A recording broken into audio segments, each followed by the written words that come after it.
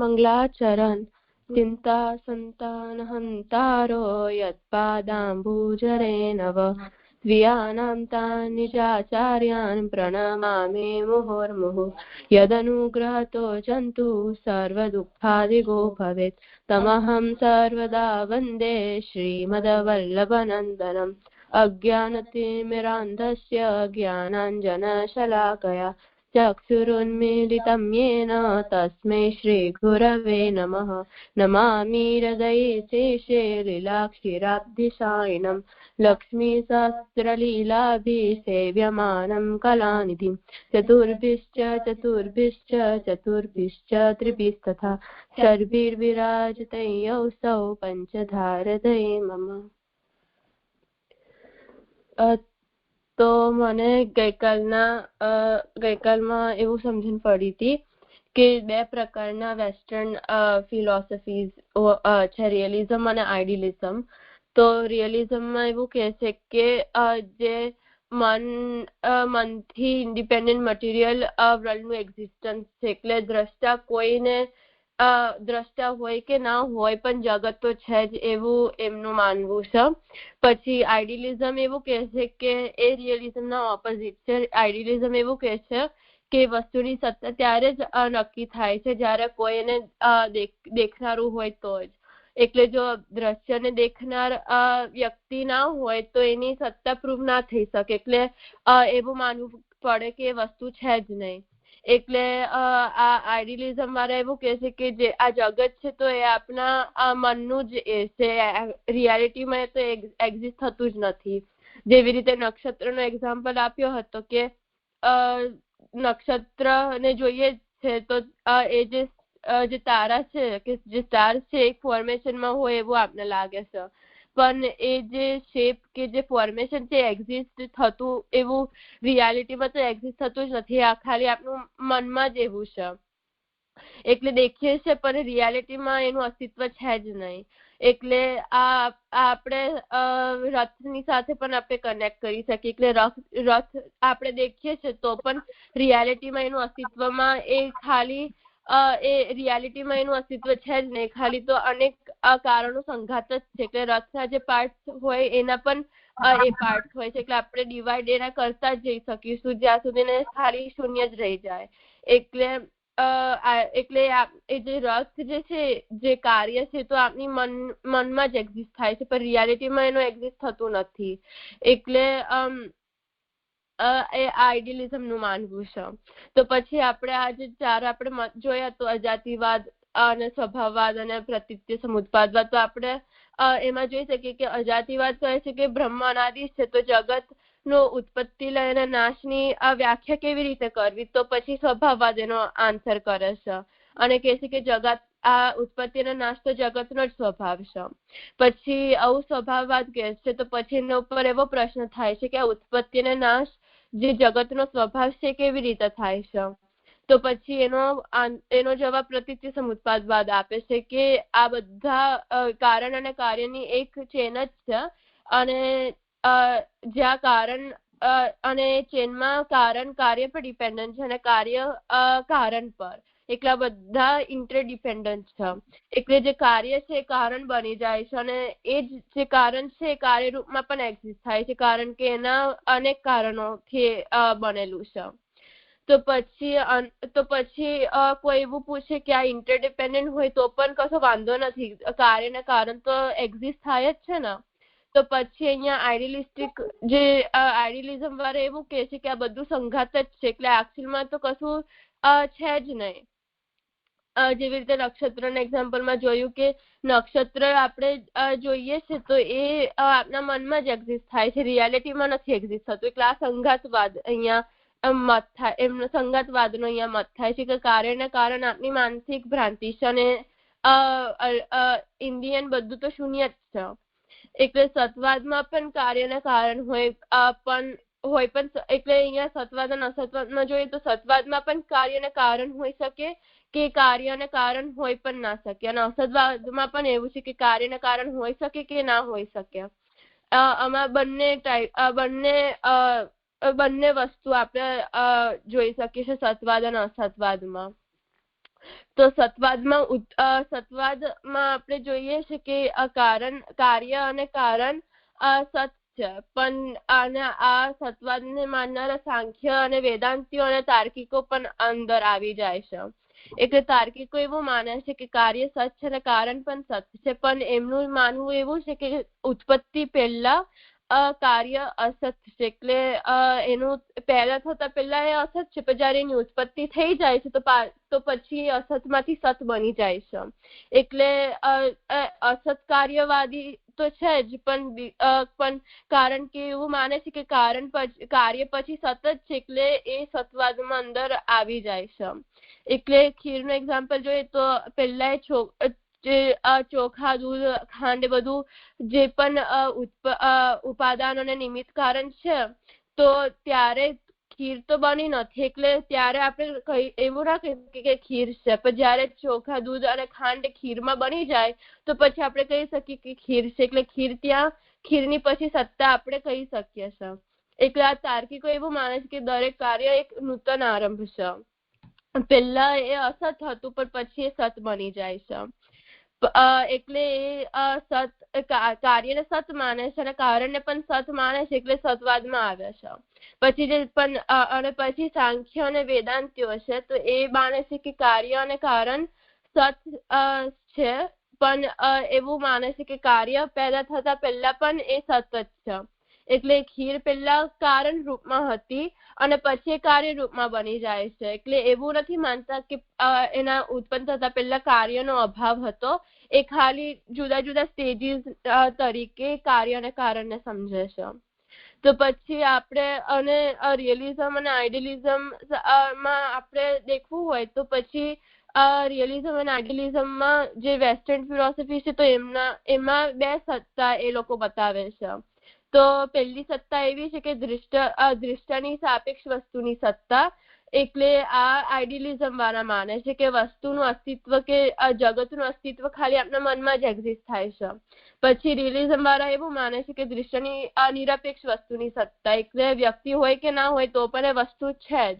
કારણ કે આ એક્ઝામ્પલ લઈએ તો આપના જન્મતા પહેલા આપણે જગતને જોયું નતું, તો એનો મતલબ નથી કે જગત હતું જ નહીં. જગત આપના જન્મતા આપણે જન્મ્યા તો એના પહેલા જગત હતું જ. એટલે આપણે એવું ના માની શકીએ કે જે જગતનું અસ્તિત્વ ખાલી જોનારની સાથે જ કનેક્ટેડ છે. તો આપના ત્યાં પણ આવા વિચાર થાય છે જે આ વેસ્ટર્ન ફિલોસોફી સાથે કનેક્ટેડ છે. એટલે મોસ્ટલી બધા એવું જ માને છે, મોસ્ટલી બધા વિચારો કે એવું જ માને છે કે રિયલિઝમને જ એક્સેપ્ટ કરે છે કે વ્યક્તિથી વસ્તુને એક્ઝિસ્ટન્સ ઇન્ડિપેન્ડન્ટ છે. પણ ખાલી બુદ્ધ અને શંકરાચાર્ય આઈડિયલિઝમને માનનારા થયા છે. એટલે શંકરાચાર્ય એવું કહે છે કે કારણ સત છે પણ કાર્ય અસત છે, એટલે માયાથી બનેલું છે. અને આ જગત ખાલી સ્વપ્ન જેવું છે અને એક ઇલ્યુઝન જેવું જ છે. એટલે જેવી રીતે આઈડિયલિઝમ માને છે કે જગત ખાલી આપણા મગજમાં જ એક્ઝિસ્ટ થાય છે, તો શંકરાચાર્ય પણ એવી જ રીતે કહેશે. પછી બુદ્ધ ઈશ્વરને માનતા નથી કે નાસ્તિક છે, એટલે એ ઈશ્વરના જગ્યાએ શૂન્ય શબ્દનો પ્રયોગ કર્યો છે. એટલે જે કંઈ પણ છે શૂન્ય છે, અને શૂન્ય સિવાય જે પણ વસ્તુ આપણે જોઈ રહ્યા છે તો એ ખાલી વિચાર માત્ર છે. એટલે એવું સમજવા વિજ્ઞાન સંસ્કૃતિનો શબ્દ એમને ઉપયોગ કર્યો છે કે આ બધું આપનું વિચાર છે, મનમાં જ એક્ઝિસ્ટ થાય છે અને બધું ખાલી શૂન્ય જ છે. એટલે અહીંયા 4 વાદ આપણે કેટેગરી જોઈએ વાદના, કે કાર્ય સત અને કારણ સત, પછી કાર્ય અસત પણ કારણ સત છે, ત્રીજું કે કાર્ય સત પર કારણ અસત, અને ચોથું કે કાર્ય અને કારણ બંને અસત. એટલે આ બધા 4 કેટેગરી છે. તો એવા કોઈને કોઈ વિચારકો થયા છે જેમને આવો મત એમને ક્રિએટ કર્યો છે. એવું સમજીતી જાય. શાબાશ. હા, એટલે આ વાત તો એકદમ બરોબર થઈ ગઈ. સરસ. હવે આમાં એક આપણને મત એડ કરવાનો છે, અને પ્રમેયરત્ન સંગ્રહમાં એ વસ્તુ આપણે નથી ઉમેરી, પરંતુ આપણે ત્યાં જ જે જૈન ચિંતન શરૂ થયું બુદ્ધના કાલમાં જ મહાવીર પણ થયા અને એમણે જે ચિંતન પ્રસ્તુત કર્યું એ આપણે અત્યારે પણ પોપ્યુલર છે ગુજરાતી સમાજમાં અને રાજસ્થાનના મારવાડી સમાજમાં. તો મહાવીરે પોતાનું જે ચિંતન છે એનું નામ આપ્યું અનેકાંતવાદ. મને યાદ નથી કે આમાં પ્રમેય રત્ન સંગ્રહમાં આગળ આ વાત આવી રહી છે કે નથી આવી રહી, પણ અત્યારે આ લેવલ ઉપર આપણે એને સમજી લેવું જોઈએ કે જ્યારે કારણ કાર્ય અને એના એ સત છે કે અસત છે એ સંબંધમાં આટલા બધા મતો આપણને જાણવા મળ્યા. અને જેમ વેસ્ટર્ન ફિલોસોફીમાં રિયલિઝમ ને આઈડિયલિઝમ, તે રીતે પછી એ બંનેની સિન્થેસિસ કરનારા પણ દર્શન ચિંતન પ્રકટ થયા. લોજિકલ પોઝિટિવિઝમ થયા, એગ્નોસ્ટિસિઝમ થયા. તો એવી રીતે આપણે ત્યાં પણ એક અત્યંત સદવાદી, એક અસદવાદી, સદસદવાદ, માયાવાદનો અનિર્વચનીયતાવાદ, આવા ચિંતન જ્યારે ઊભા થયા તે વખતે પછી જઈને એક એવું ચિંતન આપ્યું મહાવીરે કે જે વસ્તુતઃ જે કોઈ પણ પદાર્થ છે એ અનેકાંત છે. એકાંતનો મતલબ આ આવું જ, અને અનેકાંત એટલે આવું પણ, તમે કહો એવું પણ, હું કહું એવું પણ, ત્રીજો કોઈ કહે તો એવું પણ, એટલે મલ્ટી ડાયમેન્શનલ છે. તો અનેકાંતનો સીધો મતલબ એ થશે કે મલ્ટીફેસેટ છે અથવા મલ્ટી ડાયમેન્શનલ છે. તો કોઈ પણ વસ્તુ છે એને તમને કહેવું છે કે આ વસ્તુ શું છે, અને એમાં જો એક જણો એમ કહેશે કે નહીં આ વસ્તુ અસત છે, તો મહાવીર એમ કહેશે કે હા બરોબર છે તમારી વાત.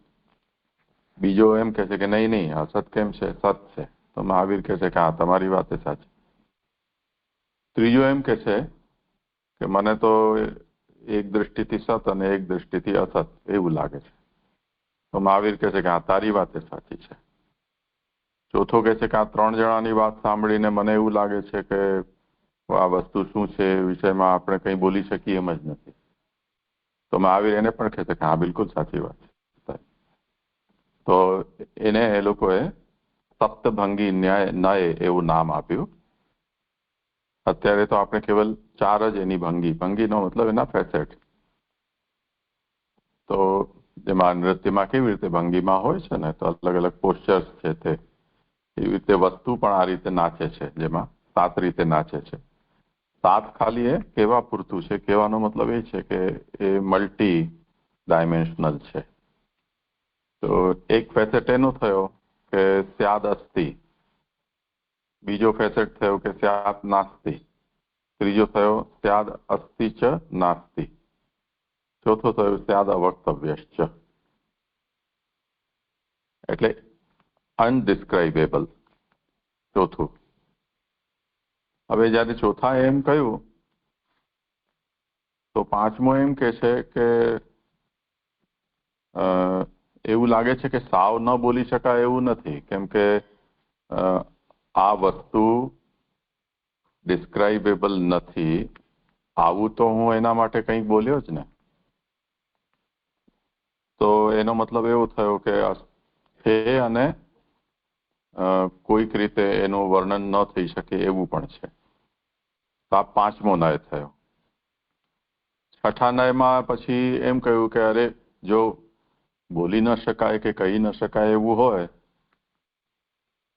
તો એ છે એવું કેમ કહી શકાય? તો એવું લાગે છે કે નથી અને પણ બોલી નથી શકાતું એવું આપણે કહેવું જોઈએ. એટલે સ્યાન નાસ્તિ ચ અવક્તવ્યશ્ચ, એ નથી પણ અને એના વિષયમાં કંઈ બોલી શકાય એવું પણ નથી.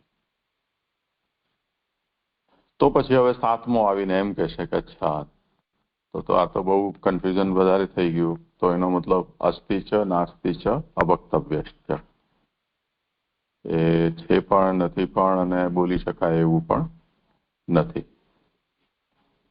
તો હવે મેઇનલી મહાવીરને છેલ્લે બાકી એવું લાગ્યું કે વસ્તુ જે છે એ બહુપરિમાણીય છે, એટલે મલ્ટી ડાયમેન્શનલ છે, અને એને તમે કોઈ એક જ વિધાનથી કે એક જ સ્ટેટમેન્ટથી તમે એનું ઇવેલ્યુએશન ન કરી શકો. તો એ દ્રષ્ટિથી મહાવીરનો એક ચિંતન છે એ આનાથી એક સ્ટેપ આગળ ચાલ્યું.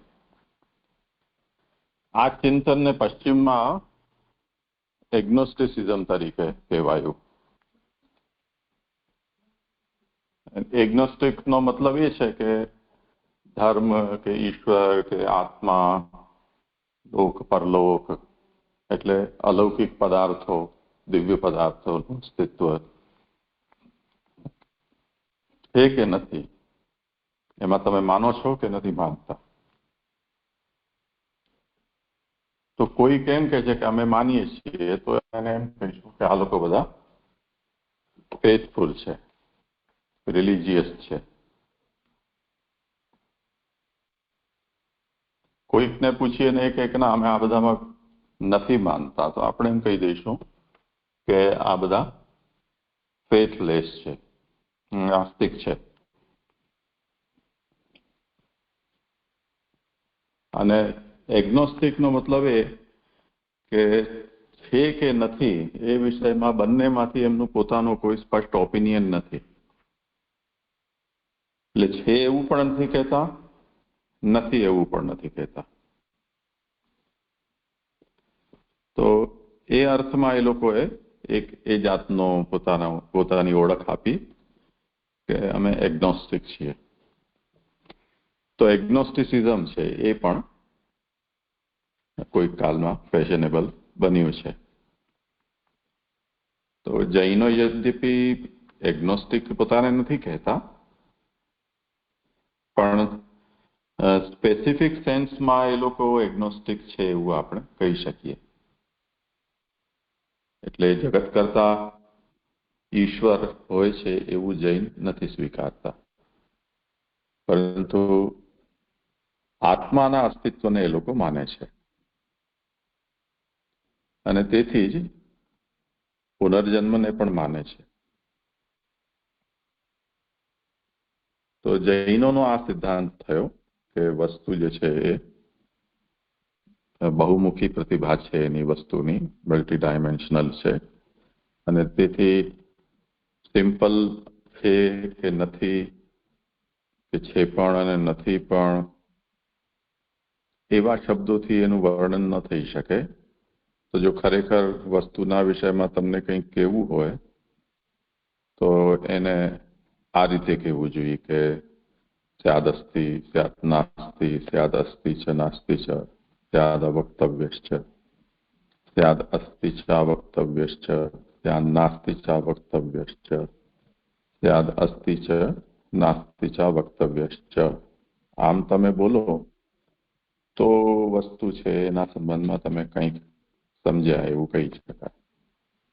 એટલે જૈનના સિદ્ધાંત છે તત્વચિંતન, એનું એક નામ જેમ અનેકાંતવાદ છે, એવી રીતે એમના મતને સ્યાદવાદ પણ કહેવાય છે. એટલે કંઈ પણ બોલો એના પહેલા સ્યાદ શબ્દ જોડો. અને સ્યાદનો મતલબ છે પ્રોબેબિલિટી. એટલે પ્રોબેબલી આ છે, પ્રોબેબલી આ નથી, પ્રોબેબલી આ છે પણ અને નથી પણ, એવી રીતે. તો આ જે સિદ્ધાંત છે આની અંદર એક છે. તો માણસને એક વખત વિચારવાનું શરૂ કરે તો આપણે ત્યાં કહ્યું છે કે જેટલી બધાની ખોપડી છે એટલા બધાના વિચારો છે. તો જેટલા વધારે લોકોને આપણે કોઈ પઝલ આપીએ તો એના આન્સર પણ એ લોકો પોતપોતાની બુદ્ધિને અનુસાર આપતા થઈ જાય.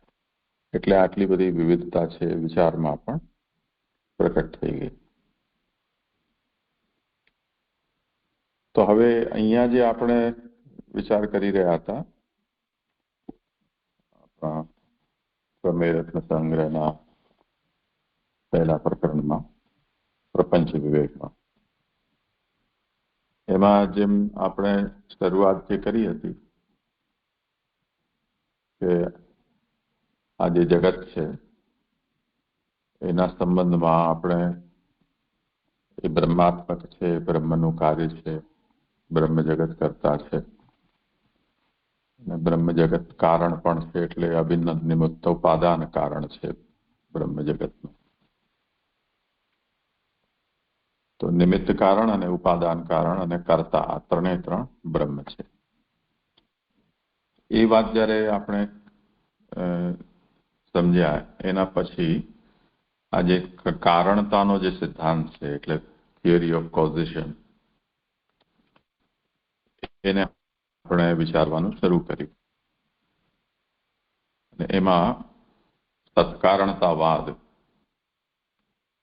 એ આપણે ઇન્ટ્રોડ્યુસ કર્યું વિચારમાં. અને સત્કારણતાવાદનો અર્થ આપણે એ રીતે સમજ્યા હતા કે કોઈ પણ વસ્તુ પેદા થાય છે તો એ સતમાંથી સત પદાર્થની ઉત્પત્તિ થાય છે એક પક્ષ, બીજો અસતમાંથી સતની ઉત્પત્તિ થાય છે બીજો પક્ષ, ત્રીજો અસત કારણમાંથી અસત કાર્યની ઉત્પત્તિ થાય છે આ ત્રીજો પક્ષ થયો અને ચોથું સત કારણમાંથી અસત કાર્યની ઉત્પત્તિ થાય છે ચોથો મત થયો. તો હવે આ જે સિદ્ધાંત છે એમાં આપણે જોયું એમ તાર્કિકોનો સિદ્ધાંત એ છે, એને આપણે અસત કારણતાવાદ આપણે સમજ્યા એ શબ્દથી કે વસ્તુ જે કોઈ પણ પેદા થાય છે એના પહેલા એક કમ્પ્લીટ એબ્સન્સ હોય છે.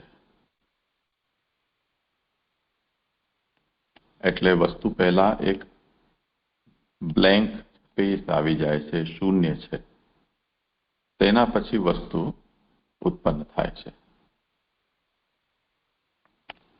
હવે આ જે સિદ્ધાંત છે એ આપણે જેમ મેથેમેટિક્સનું ઉદાહરણ ગઈકાલે મેં આપ્યું હતું કે તમે એક ગણવાનું શરૂ કરો તો એકના પહેલા 0 કરવો પડે.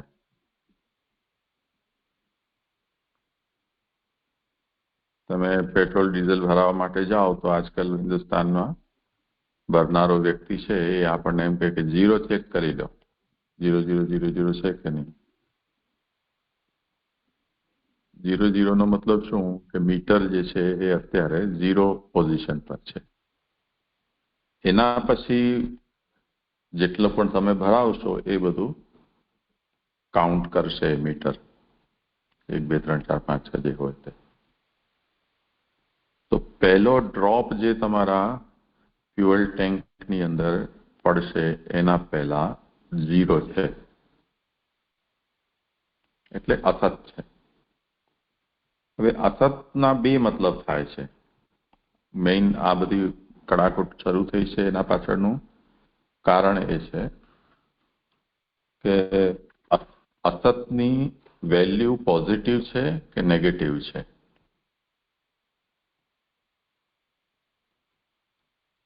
તો કોઈ વસ્તુની અસતતા એને તમે કાઉન્ટ કરી શકો એવી વસ્તુ છે એ કે વસ્તુ નથી એટલું કહેવાથી જ તમે તમારું કામ ચાલી જાય છે. દાખલા તરીકે એક પેલું ઉદાહરણ છે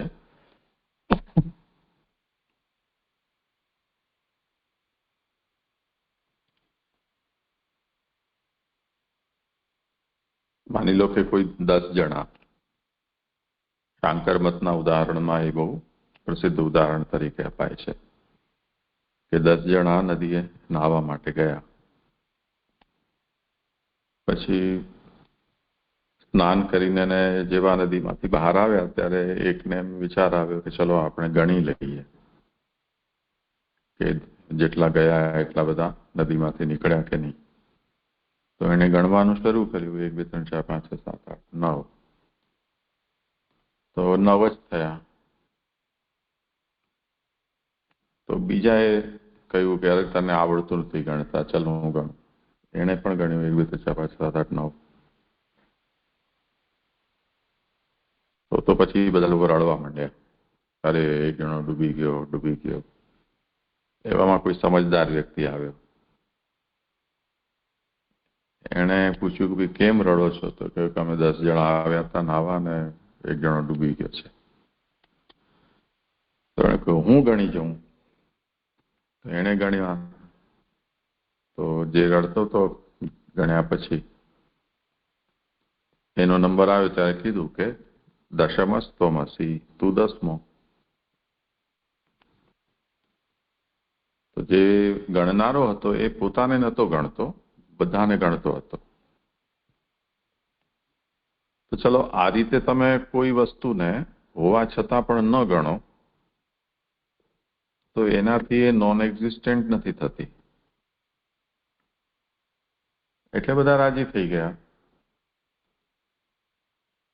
પણ જો કોઈ વસ્તુ નથી અને ત્યાં એનું એબ્સન્સને તમે જો કાઉન્ટ કરો કે આ 9 જણા અને આ 10મો જે ડૂબી ગયો એ ક્યાં છે? એ તો નથી, પણ એનો અભાવ છે અહીંયા. હવે અભાવ અને છે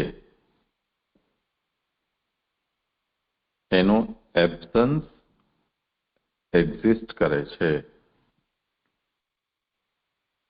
તો એક્ઝિસ્ટન્સ કોનું છે? એબ્સન્સનું એક્ઝિસ્ટન્સ છે. આ શબ્દ તો બડો વિચિત્ર છે.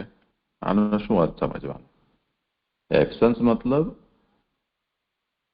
એ નથી અહીંયા, એવું જ એનો અર્થ થશે. એટલે વસ્તુનો અભાવ, વસ્તુનું ન હોવું, પણ વસ્તુનો અભાવ અહીંયા છે. આવી રીતે જો તમે કોઈ સેન્ટેન્સ યુઝ કરો તો એ ગ્રામેટિકલ સેન્સમાં એનું એક્ઝિસ્ટન્સ હોઈ શકે, પણ ફિઝિકલ એક્ઝિસ્ટન્સ એનાથી થોડું પ્રૂવ થાય.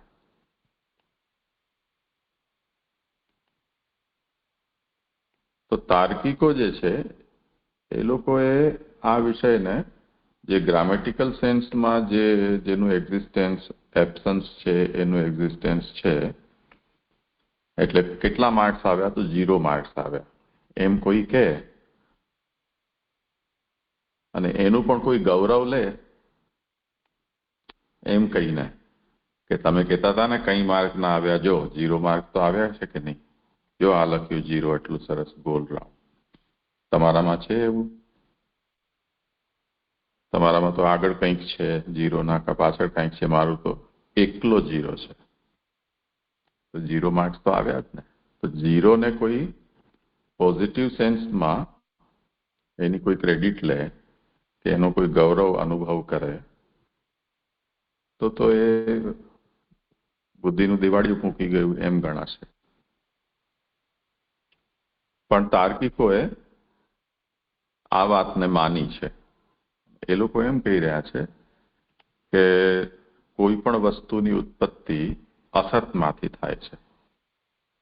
એટલે વસ્તુના ઉત્પન્ન થતા પહેલા એની અસતતા માનવી જરૂરી છે, અને એ અસત એ કારણની એક વેરાયટી છે. જ્યાં સુધી એ અસત્તા દૂર ન થાય ત્યાં સુધી કાર્ય પેદા નહીં થાય.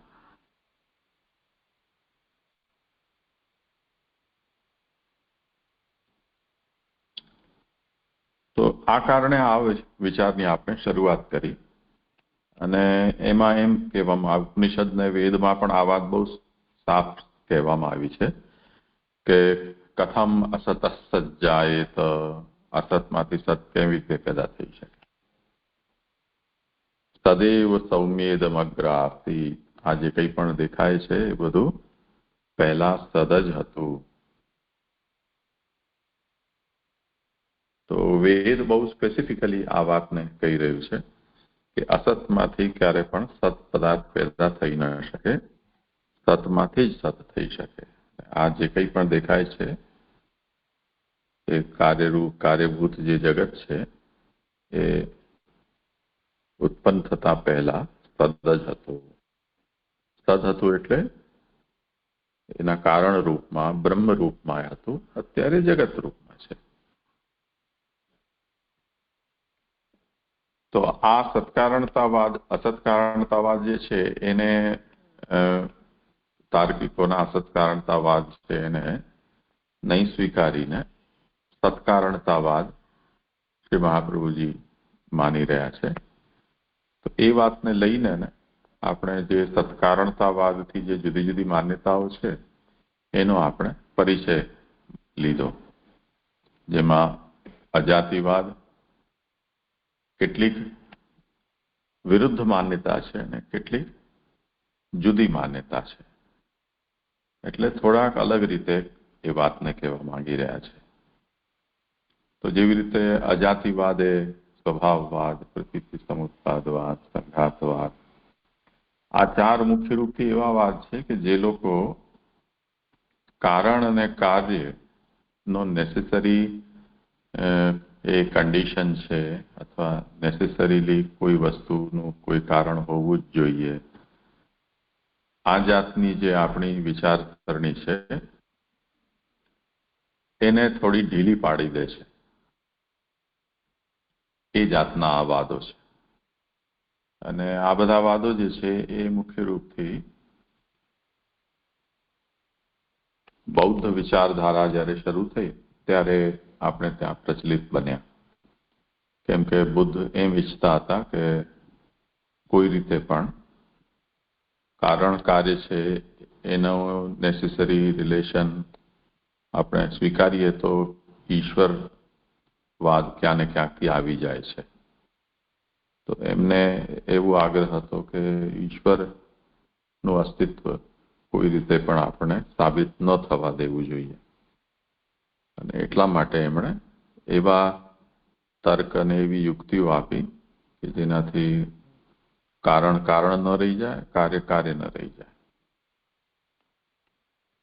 તો જેમ અજાતિવાદે કહી દીધું ને કે કોઈ વસ્તુ કારણ છે કે કોઈ વસ્તુ કાર્ય છે એ તો મનુષ્યની કલ્પના છે, એવું કંઈ હોતું જ નથી. સ્વભાવવાદ કહે છે કે ઉત્પત્તિ, નાશ અને સ્થિતિ એ તો ચાલતી રહેતી ઘટના છે, એમાં વસ્તુનો સ્વભાવ હોવાથી થયા જ કરે છે. તો જે વસ્તુ પોતાના સ્વભાવથી જે થતી હોય એમાં કોઈને કારણ માનવાનું હોતું જ નથી, આપોઆપ જ થઈ રહ્યું છે. પ્રતીતિ સમુત્પાદે એમ કહી દીધું કે જેને તમે કારણ કહો છો એ કોઈકનું કાર્ય છે, જે કાર્ય છે એ ફરી પાછું કોઈકનું કારણ થવાનું છે. આ તો બધું ઇન્ટરડિપેન્ડન્ટ છે. એટલે કોઈ પર્ટિક્યુલર કોઈ વસ્તુ કોઈકનું કારણ હોય છે તો એ ઓલવેઝ કારણ જ હોય એવું નહીં વિચારવું જોઈએ. તો આ એક જાતનો કારણ અને કાર્યની ઇન્ટરડિપેન્ડન્ટ લિંક છે. અને સંઘાતવાદે પણ ફરીથી એ રીતે સમજાવ્યું કે જે કંઈ પણ છે એ બધું સંઘાત છે. જે કેલિડોસ્કોપ કે આપણે નક્ષત્રના ઉદાહરણથી સમજી શકીએ. ખરેખર એ વસ્તુ કોઈ એવી છે નહીં જેવી તમને દેખાઈ રહી છે. તો આ બધા સત્કારણતાવાદથી વિરુદ્ધ મત છે. તે જ રીતે છેલ્લે બાકી આપણે આરંભવાદને જોયો. કે આરંભવાદ છે એ એકદમથી અપોઝિશનમાં છે સત્કારણતાવાદના. સત્કારણતાવાદ એમ કહે છે કે સત્કારણમાંથી સત્કાર્યની ઉત્પત્તિ થાય છે. અને આરંભવાદીઓ એમ કહે છે કે એવું નહીં કહી શકાય. કોઈ પણ વસ્તુ ઉત્પન્ન થાય એના પહેલા એનું ટોટલ એબ્સન્સ, અત્યંત અભાવ એનો સ્વીકારવો જ જોઈએ, નહીં તો એ વસ્તુ ઉત્પન્ન થઈ છે એવું બોલી જ ન શકાય. તો તાર્કિક રીતે જે વસ્તુ આપણે સાચી લાગતી હોય પણ ફેક્ચ્યુઅલી આપણે એ વસ્તુને જોઈએ તો એવું હોતું નથી. તો આ વાત આપણે અહીંયા ખાસ સમજ્યા છીએ. અને એના પછી આરંભવાદ, હા, પછીનો પેરેગ્રાફ છે તો થોડો અલગ એંગલથી આ બધી વાતને સમજાવવાનો છે કે અવયવથી અવયવીની ઉત્પત્તિ એ આરંભવાદ અને સંઘાતવાદનો વિશ્વાસ છે. 25મા પાના ઉપર છેલ્લો પેરેગ્રાફ છે ત્યાં કે આરંભવાદીઓ અને એ સંઘાતવાદીઓ છે એ લોકો એમ કહે છે કે અવયવોથી અવયવીની ઉત્પત્તિ થતી હોય છે. અવયવનો મતલબ પાર્ટ કે કમ્પોનેન્ટ. તો જ્યારે બધા પાર્ટ્સને અસેમ્બલ કરો તો કોઈ વસ્તુ પેદા થાય. જેમ મિલિંદને પૂછ્યું કે તમે શેમાં આવ્યા છો, અને એણે કહ્યું રથમાં. તો જે રથ છે એ અવયવી છે, અને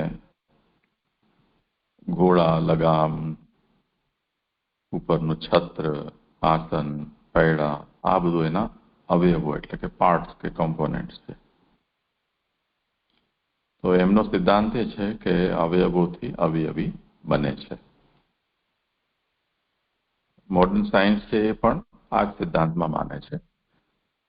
જેટલા પણ એટમ્સ છે એ બધા ભેગા થઈને અને પછી અવયવીનું નિર્માણ કરે છે, જે આપણા બોડી સેલ્સમાં પણ સમજી શકીએ, ફિઝિક્સ અને કેમિસ્ટ્રીમાં પણ આપણે એ રીતે સમજી શકીએ. આમાં હવે જુઓ આગળ કે આરંભવાદીઓ કાર્યભૂત જગતને સત્ય માને છે અને સંઘાતવાદીઓ જગતને સત્ય નથી માનતા. એટલે અવયવી જે પેદા થયો છે એ ખરેખર એક્ઝિસ્ટ કરે છે કે નથી કરતો. તો આરંભવાદ જે છે તાર્કિકોનો, એ લોકો એમ કહે છે કે જેવી રીતે અવયવ રિયલ છે તે જ રીતે એનાથી બનેલું જે અવયવી છે એ પણ રિયલ જ છે. પણ સંઘાતવાદીઓ એમ કહી રહ્યા છે કે જે કારણ છે અથવા કમ્પોનેન્ટ જે પણ છે એ તો રિયલ છે, પણ એનાથી બનતું જે અવયવી છે કે કાર્ય છે એ રિયલ નથી. તો એ રિયલ નથી એનો મતલબ શું? જે આપણે નક્ષત્રનું ઉદાહરણ લીધું તેમ, અથવા કેલિડોસ્કોપનું આપણે ઉદાહરણ લીધું તેમ, એ જ વાતને અત્યારે આપણે જે જૈન ફિલોસોફી છે એના વિચારથી આપણે સમજ્યા તો જે સંઘાતવાદીઓ છે એ લોકો કંઈક આવું કહેશે કે તમને એમ લાગે છે કે આમ છે, પણ જે તમારાથી નજીક આ નક્ષત્ર ત્યાં છે એ કંઈક બીજું કહેશે. માની લો કે એને ફોન કરીને પૂછો કે તને શું દેખાય છે, તો એ કંઈક બીજું જ કહેશે. તો એનો મતલબ એ થયો ને કે તમને દેખાય છે તમારા મગજની ઉપજ છે, વસ્તુતઃ એવું નથી. ઉદાહરણ તરીકે આપણો જે દ્રષ્ટિનો નિયમ છે પર્સ્પેક્ટિવનો, તો રેલવેના જે બે ટ્રેક છે એ દૂર આપણે જોઈએ તો ભેગા થતા દેખાય. હવે આપણે તો કંઈ ભાંગ નથી પીધી કે આપણને એવું દૃષ્ટિભ્રમ થઈ જાય. સ્વસ્થ વ્યક્તિ છે, બધું ચોખ્ખું ચોખ્ખું દેખાય છે. અને જો પહેલી વખત કોઈ વ્યક્તિ એવા પ્રદેશમાંથી આવે ને રેલવે પર એને બેસવાનું થાય ને એમ કે આ રેલવે આના ઉપર ચાલશે, ડ્રાઈવરની કેબિનમાંથી જુએ કે પાટા તો બે ભેગા થઈ રહ્યા છે, તો કૂદીને બહાર આવી જાય કે નહીં, હું એવી આમાં નહીં બેસું. આગળ પટ્ટા અત્યારે આટલા પહોળા છે અને આગળ જઈને ભેગા થઈ જાય, રેલ ઉથલી જશે.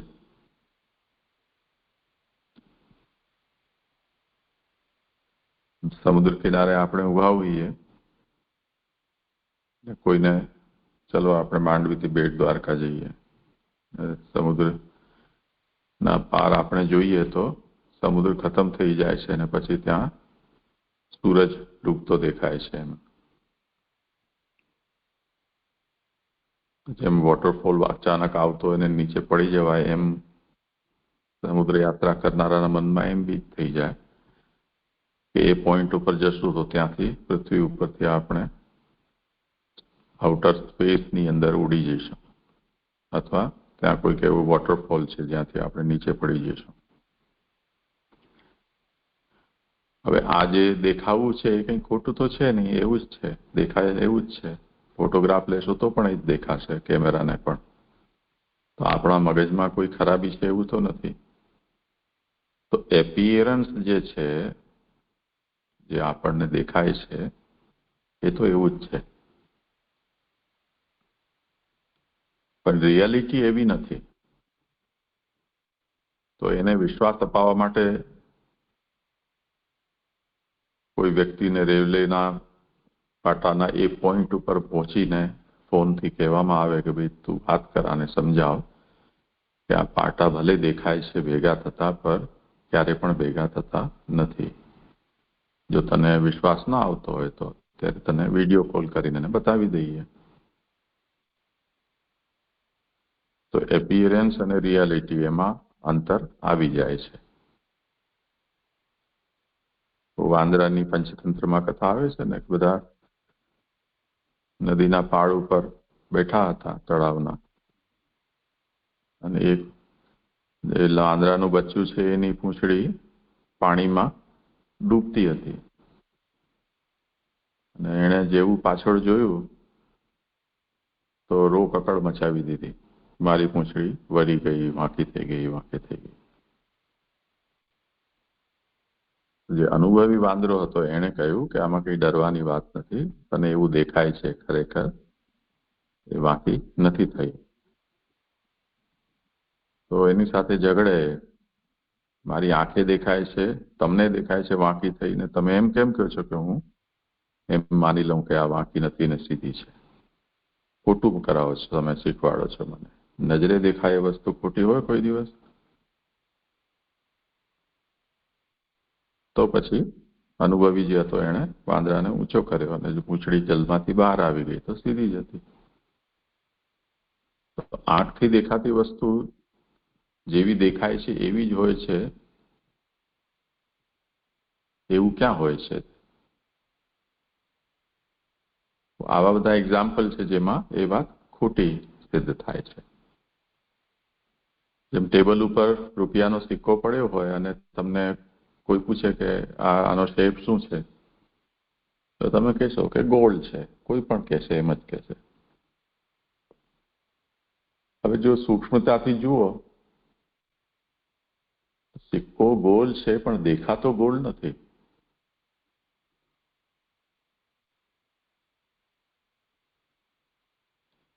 એ એલિપ્ટિકલ આપણને દેખાય છે, પણ કેમ કે આપણે હાથમાં લઈને અને આંખના એકદમ સામે રાખીને એને જોયેલો છે, અને આપણે વાંચેલું છે કે કરન્સીના જે સિક્કા છે, ચિલ્લર બધા, એ ગોલ શેપના હોય છે. એ વિશ્વાસથી કે એ આપણી જે પૂર્વ વાસના છે, જેને કારણે આપણે એમ કહી દઈએ છીએ કે એનો શેપ ગોલ છે, પણ ખરેખર દેખાતો ગોલ નથી આપણને.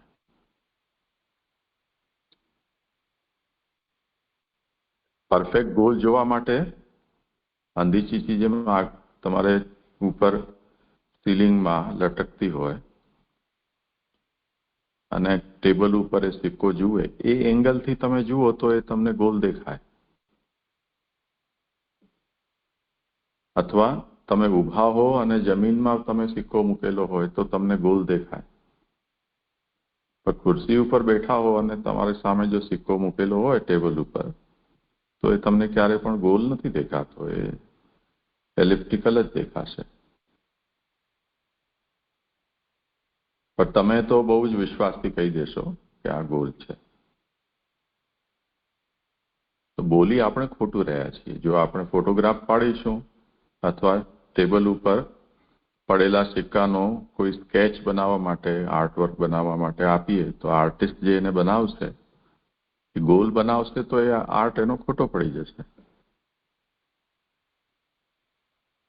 લોકો એની હસી ઉડાવશે કે આ દિવાલ ઉપર ઘડિયાળ લટકાવી હોય એવી રીતે ટેબલ ઉપર ઊભો સિક્કો મૂકી દીધો છે. તો આ રીતે જે સંઘાતવાદી જે છે એ લોકો એમ કહી રહ્યા છે કે જે તમને દેખાઈ રહ્યું છે એને તમે કહી રહ્યા છો, ખરેખર ત્યાં એવું નથી. ખરેખર તો વૃક્ષો છે, તમે એને એક વન એવું નામ આપી દીધું છે, બાકી તો ઇન્ડિવિજ્યુઅલ વૃક્ષ છે. તે જ રીતે પર્વત ખરેખર તો માટી, પથ્થર, આ બધી વસ્તુઓ છે જે કોઈક એક સર્ટન શેપમાં અરેન્જ થયેલી છે. તમે એને પર્વત નામ આપી દીધું અને પછી તમે એમ કહી રહ્યા છો કે પર્વત નામની કોઈક વસ્તુ હોય છે. પર્વત નામની કોઈ વસ્તુ થોડી હોય છે. વસ્તુ તરીકે તમે કાઉન્ટ કરશો તો પથ્થર ને માટી કે રેતી. પર્વત તમારા દિમાગની ઉપજ છે. એટલે સંઘાતવાદ છે એણે પણ એ વાત બતાવી કે અવયવો તો છે પરંતુ અવયવી જેવી કોઈ વસ્તુ નથી. એટલે બધું શેટર્ડ છે. કોઈ પણ વસ્તુ જે બનેલી છે એ તમારી મનની ભ્રમ. તો આ આરંભવાદ જે છે એ અને સંઘાતવાદ, એના પછી છે એ વિવર્તવાદનો ક્રમ આવશે. તો આપણે કેટલું કર્યું હતું ભક્તિ? જે આરંભવાદના ફર્સ્ટ પેરેગ્રાફ સુધી કર્યું હતું. આરંભનો ફર્સ્ટ પેરેગ્રાફ. હા, તો આ બાકી તો બીજું અત્યારે મેં કરી દીધું ને. આરંભવાદ અને સંઘાતવાદ બંને વાદો અવયવોથી અવયવની ઉત્પત્તિ થતી હોવાની વાત માને છે. આમાં પરંતુ આરંભવાદીઓ કાર્ય જગતને સત્ય માને છે, જ્યારે સંઘાતવાદીઓ સત્ય નથી માનતા. આ તો તમને થઈ ગયું ને ક્લિયર?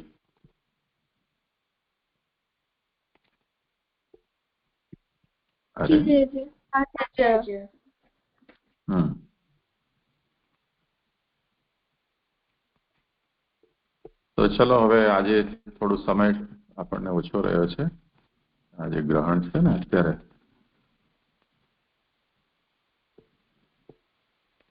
આજે આપણે એટલું જ રાખીશું. તમે લોકો કંઈ કરવાના છો આજે જાગરણ બચ્ચાઓ? જી જી જી.